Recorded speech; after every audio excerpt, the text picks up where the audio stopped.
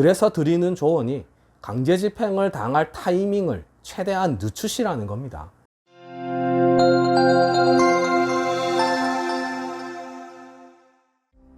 안녕하세요. 노태구 변호사입니다. 개인의 생활을 하려고 하시는 분들은 채무가 많으신 분들입니다. 채권자들은 당연히 돈을 돌려받기를 원하죠. 채권자들은 돈을 돌려받기 위해서 법적인 절차를 진행합니다. 이 법적인 절차가 바로 오늘 말씀드릴 지급명령, 이행공고결정, 소송입니다.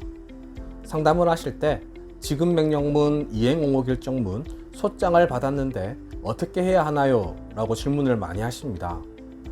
이 세 가지를 혼동하시는 경우도 많습니다.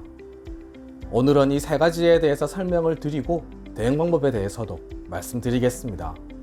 먼저 지급명령과 소송의 차이점부터 말씀드리겠습니다. 소송은 원고가 피고에게 돈을 달라고 청구하는 겁니다. 소송은 원고가 법원에 소장을 제출하는 것으로 시작됩니다. 그러면 법원에서는 원고가 제출한 소장을 피고에게 보냅니다. 피고는 바로 이 원고가 제출한 소장을 받게 되는데요. 피고는 소장을 받은 날로부터 30일 이내에 답변서를 제출하도록 되어 있습니다. 답변서를 제출하면 재판 날짜가 지정됩니다. 지정된 날짜에 법정에서 재판이 열리게 되고요. 그런데 만약 피고가 답변서를 제출하지 않으면 어떻게 될까요? 무변론 판결 선고기일이 지정됩니다. 이 선고기일에 원고의 청구를 그대로 인용하는 판결을 선고하게 되는 겁니다. 피고가 소장을 받았는데도 답변서를 제출하지 않으면 원고의 청구를 인정하는 것으로 보는 겁니다. 반대로 피고가 무변론 판결 선고기일 전에만 답변서를 제출하면 선고기일은 취소되고 재판기일이 지정됩니다. 지급명령은 이러한 소송 절차의 전 단계라고 생각하시면 됩니다. 채권자는 법원에 소장이 아니라 지급명령 신청서를 제출합니다. 그러면 법원은 재판을 열지 않습니다. 채권자가 제출한 신청서만 봅니다. 서류 검토를 했을 때 타당하다고 판단되면 법원에서는 지급명령문을 채무자에게 보냅니다. 지급명령문을 받은 채무자가 2주 이내에 이의신청서를 제출하지 않으면 지급명령이 그대로 확정되는 겁니다.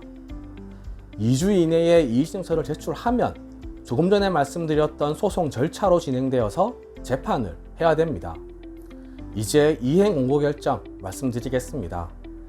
이행공고결정은 소액사건에만 있는 제도입니다.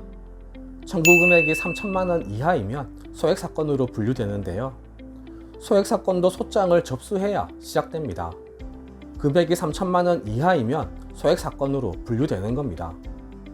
지급명령 신청을 한 것이 아니라 소장을 접수해서 소송을 제기했는데 청구금액이 3천만 원 이하인 경우 판사님께서는 직권으로 이행공고결정을 할 수 있습니다. 이 역시 서류만 보고 판단합니다.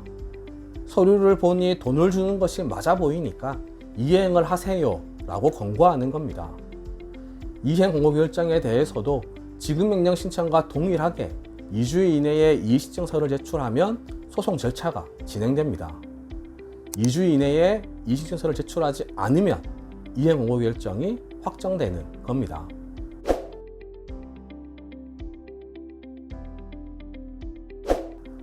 지급명령 신청, 이행공고결정, 소송에 대해서 간략히 설명드렸는데요. 공통점은 대응하지 않으면 확정된다는 겁니다. 지급명령 신청과 이행공고결정은 2주 이내에 이의신청을 제기하지 않으면 확정됩니다.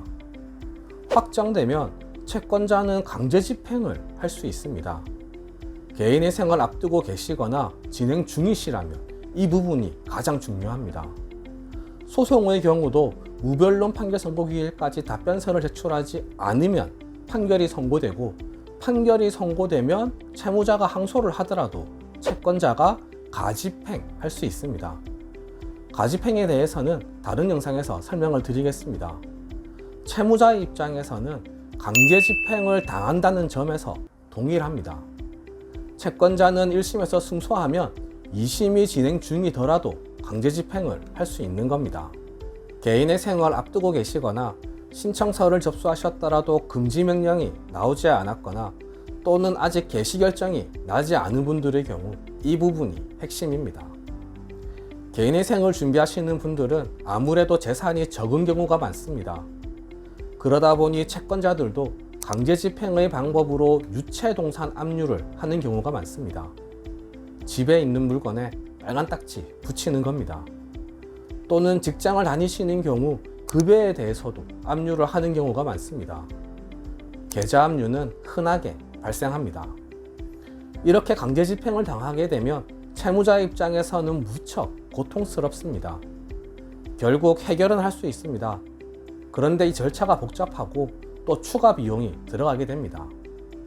그래서 드리는 조언이 강제 집행을 당할 타이밍을 최대한 늦추시라는 겁니다. 개인의 생에서는 금지 명령을 받게 되면 채권자의 강제 집행을 막을 수 있습니다. 금지 명령을 받지 못한 경우에는 개시 결정을 받으면 채권자들이 강제 집행을 하지 못합니다. 이렇게 강제 집행을 방어할 수 있는 시간을 버셔야 한다는 겁니다. 개인의 생 진행 자체에는 지급 명령이든 이행 원고 결정이든 소송을 통한 판결문이든 크게 영향을 미치지 않습니다. 채권자 목록에 포함시키면 됩니다. 문제는 채권자가 강제 집행을 할 수 있는 상태가 되는 시간을 금지 명령 또는 개시 결정 이후로 늦추어야 한다는 겁니다. 그러기 위해서는 지급 명령문과 이행 원고 결정을 받으셨다면 2주 이내에 이의신청서를 제출하셔야 되고 소장을 받으셨다면 답변서를 제출하셔야 합니다.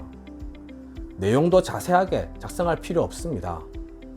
양식은 제 블로그에 올리고 댓글로 링크 남겨드리겠습니다. 저희에게 의뢰를 하시면 약간의 비용만 추가하시면 저희가 다 처리해 드릴 겁니다. 네, 오늘 준비한 내용은 모두 말씀드렸습니다. 궁금하신 점이 있으시면 댓글에 남겨주시거나 전화주세요. 최대한 친절하게 상담해 드리겠습니다. 이상 노태우 변호사였습니다. 감사합니다.